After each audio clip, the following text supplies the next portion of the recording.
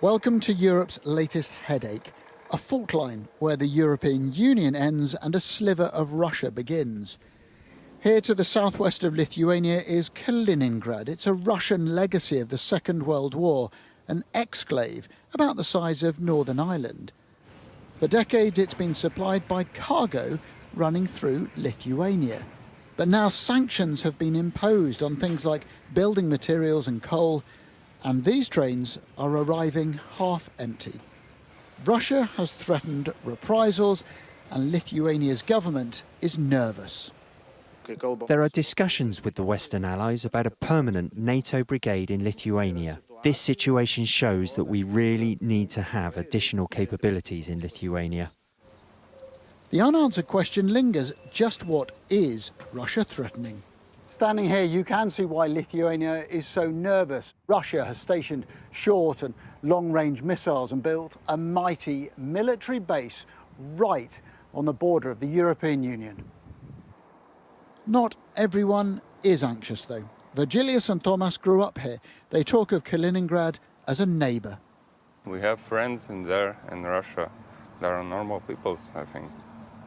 They are not so dangerous, you know. But as you move further away, opinions harden. Irina's parents brought her from Russia to Lithuania when she was just a child. She says she grieves for her home country and worries that Russia might now attack. I am afraid.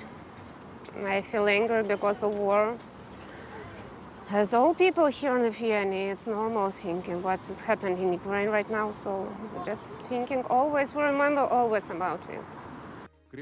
In Moscow, broadcasters call this all a blockade. Russia's media has been increasingly controlled since the war in Ukraine began, something else Lithuania says it's trying to address. So here's the overnight passenger train from Moscow pulling across the Lithuanian border. It stops for customs checks. Once passengers would have got out to stretch their legs. Now they all stay on board. It is unclear how much they know about the war.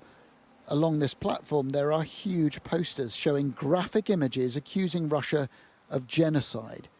Behind the curtains of the train, passengers are invited to use free Wi-Fi, but first they have to scroll through more photos from the war. The train sets off slowly towards Kaliningrad. This is a story about sanctions and borders, but it's shaped by conflict and a fracturing continent.